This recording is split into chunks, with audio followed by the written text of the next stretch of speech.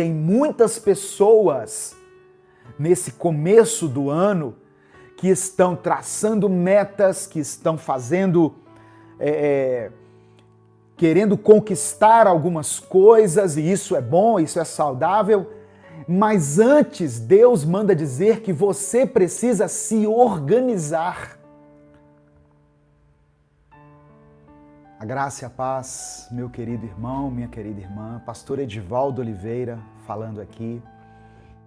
Que bom poder estar mais uma vez junto com você nesse culto ao vivo que nós estamos transmitindo.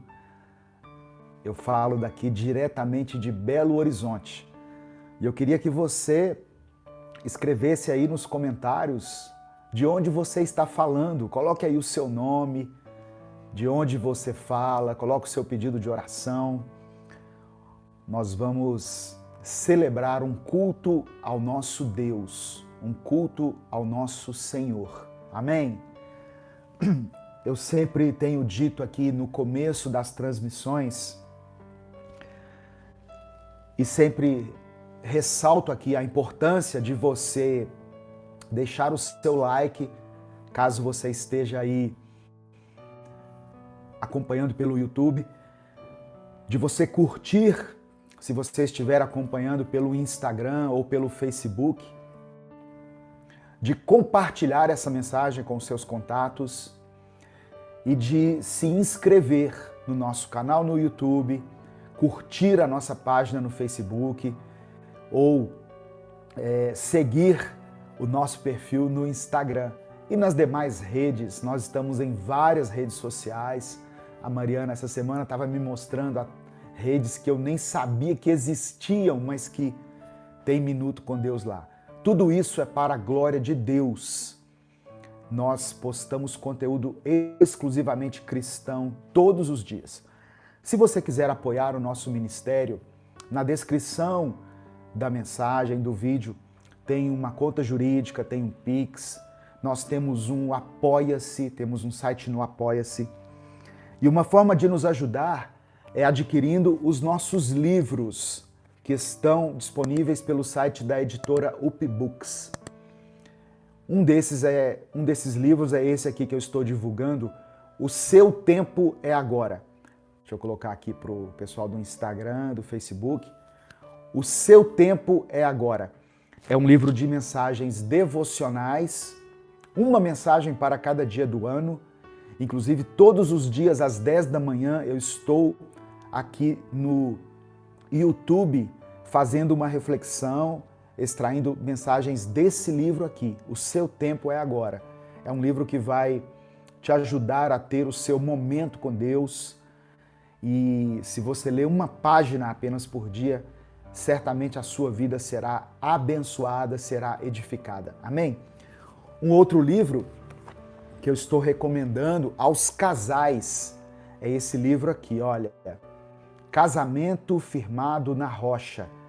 É um livro que contém lições exclusivas para os casais, um livro que tem ajudado muitos casais. É uma compilação de estudos, de textos que eu ministrei palestras junto com a minha esposa para vários eventos de casais.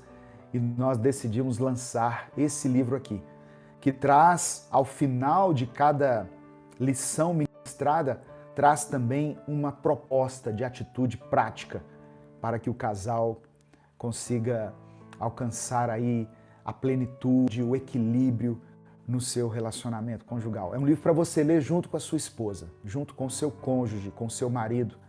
Amém? E vai te ajudar aí na sua vida conjugal e familiar. Eu quero agradecer a todos que estão nos acompanhando pelas nossas redes sociais. Hoje eu estou postando também aqui no Facebook. Na semana passada eu havia anunciado, mas tive um problema de conexão aqui na hora H. Mas agora parece que está tudo ok aqui. Irmãos, eu estive estudando um texto das Escrituras e eu gostaria de compartilhar algumas reflexões que o Senhor ministrou ao meu coração. O texto está em Atos capítulo 6. Se você lembrar de Atos capítulo 6, você vai se lembrar que é um texto onde fala sobre a escolha dos diáconos e sobre o apedrejamento de Estevão, que foi um dos primeiros diáconos, um homem cheio do Espírito Santo. E inicialmente a minha intenção era falar sobre a fé desse homem, sobre a postura desse homem diante do apedrejamento. Só que quando eu comecei a ler o texto de Atos 6, Deus me direcionou para algo que eu confesso aos irmãos que eu não estava aguardando, eu não estava esperando que Deus levasse o estudo de hoje para esse lado. Mas eu confesso que falou muito ao meu coração, eu fui confrontado, né? E eu espero que o Espírito Santo confronte você também, ministre ao seu coração também, a partir dessa leitura. Por isso que eu sempre digo que a palavra de Deus, ela é viva, ela tem um poder transformador. E ela fala comigo de uma forma, e às vezes ela fala com você de uma forma diferente, mas sempre procurando transformar o nosso caráter segundo a vontade de Deus. Deus usa as Escrituras para falar conosco. Às vezes nós estamos esperando Deus descer em forma, né, de um anjo, de um querubim e falar diretamente com a gente. Deus pode fazer isso. Sem problema algum, Ele é Deus, Ele age como Ele quer, da maneira que Ele quer. Mas eu quero afirmar para você aqui o seguinte: na maioria das vezes em que Deus fala conosco, isso vai se dar através da palavra dEle. É o momento em que você entra para o seu quarto, abre a sua Bíblia, ali Deus vai falar com você. E como Deus ministrou ao meu coração hoje, a minha oração é que eu consiga expressar aqui com as minhas palavras da maneira correta, para que isso alcance a sua vida e isso traga respostas para você, no nome de Jesus, assim como trouxe para mim. Bom, vamos ao texto, né? Eu quero ler com você então Atos capítulo 6, a partir do versículo 1. Se você puder, se você estiver na sua casa, eu peço que você pegue a sua Bíblia e acompanhe comigo essa leitura. Se você não tiver, não tem problema, apenas ouça, mas se desconecte um pouco do que você estiver fazendo agora, para que nós possamos mergulhar juntos nessa leitura e tentar entender tudo aquilo que o Espírito Santo quer falar conosco. Diz assim a palavra do Senhor. Atos capítulo 6, a partir do versículo 1. Naqueles dias que o escritor está dizendo aqui, o Lucas, né, que escreveu o livro de Atos, aqueles dias em que seguiram após a ressurreição de Jesus e após o momento de formação da igreja primitiva. Naqueles dias, crescendo o número de discípulos, os judeus de fala grega, entre eles queixaram-se dos judeus de fala hebraica, porque suas viúvas estavam sendo esquecidas na distribuição diária de alimento. Lembra em Atos 2, fazendo uma pausa aqui, lembra em Atos 2 que o texto diz, a partir do versículo 42 até o 47, que aqueles que se convertiam tinham tudo em comum. Eles vendiam suas propriedades, eles pegavam tudo o que eles tinham e traziam aos pés dos apóstolos. E a partir disso, os apóstolos distribuíam entre eles de acordo com a necessidade de cada um. Lembra disso? Então era assim que funcionava a igreja primitiva. Eles recolhiam as ofertas, as pessoas ofertavam, eles não davam apenas parte, né? O texto diz que eles davam tudo. Eles não davam 10%, como nós criamos esse costume hoje.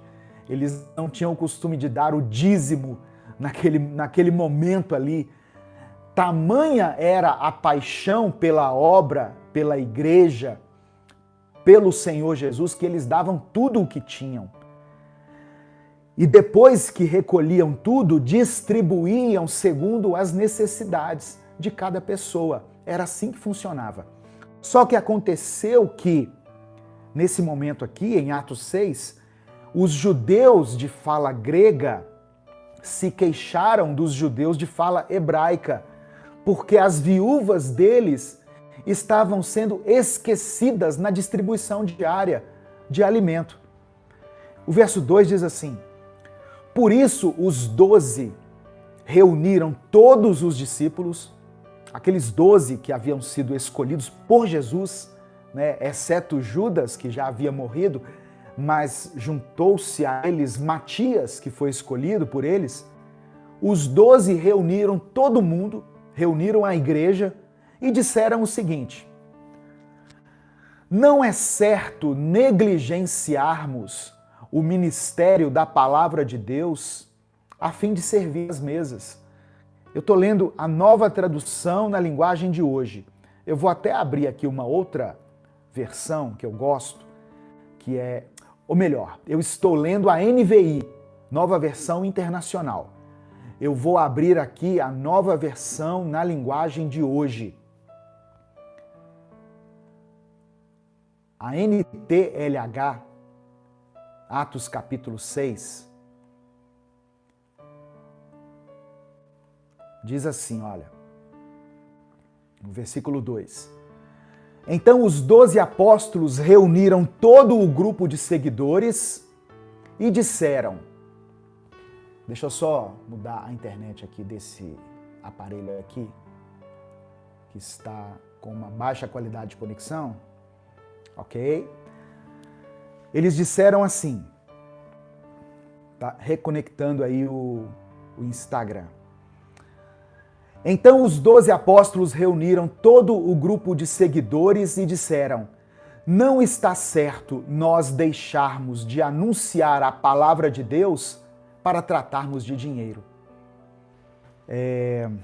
Continuando aqui a leitura e a explicação, os discípulos de Jesus, os apóstolos, eles se reuniram e disseram assim, olha, nós não temos como negligenciarmos, ou seja, deixar de lado o ministério da palavra de Deus para servir às mesas.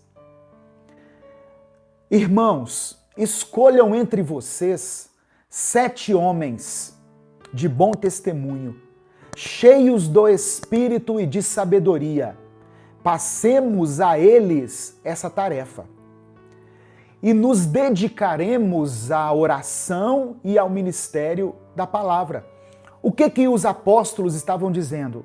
Olha, é importante nós distribuirmos esse alimento, distribuirmos o dinheiro aqui de acordo com a necessidade de cada um, mas a nossa prioridade tem que ser a oração e o ministério da palavra.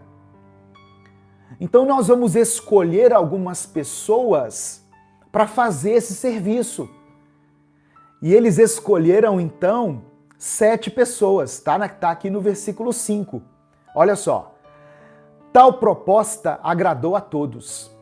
Então escolheram Estevão, homem cheio de fé e do Espírito Santo. Versículo 5. Tal proposta agradou a todos. Então escolheram Estevão, homem cheio de fé e do Espírito Santo, além de Filipe, Prócoro, Nicanor, Timon, Pármenas e Nicolau, um convertido ao judaísmo proveniente de Antioquia. apresentaram esses homens aos apóstolos, os quais oraram e lhes impuseram as mãos. Versículo 7. Assim a palavra de Deus se espalhava, crescia rapidamente o número de discípulos em Jerusalém. Também um grande número de sacerdotes obedecia à fé.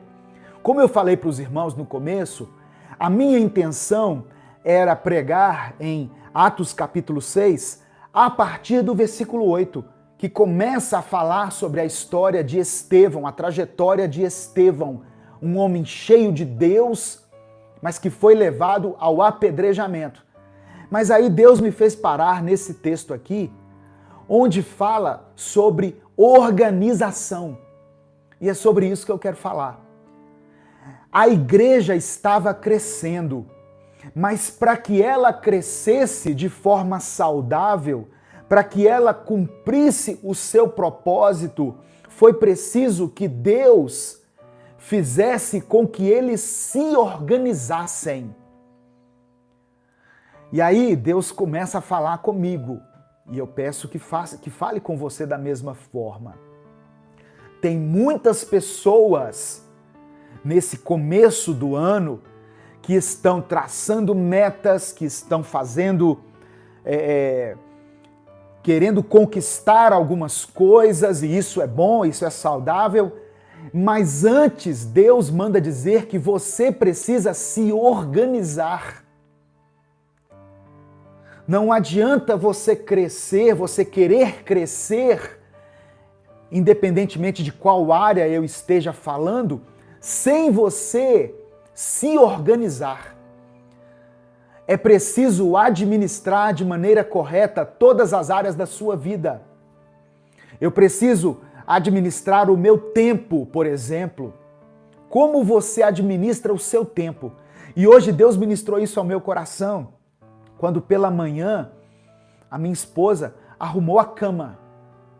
Ela arrumou a cama. E aí ela posta no Instagram sobre a importância de nós concluirmos a primeira tarefa do nosso dia. Arrumar a nossa cama. É uma coisa simples, tá vendo? Mas Deus já começa a falar com a gente. Como está a sua vida? A sua vida é uma vida organizada? Os discípulos estavam falando aqui sobre foco. E foi algo que Deus ministrou ao meu coração. Você precisa ter foco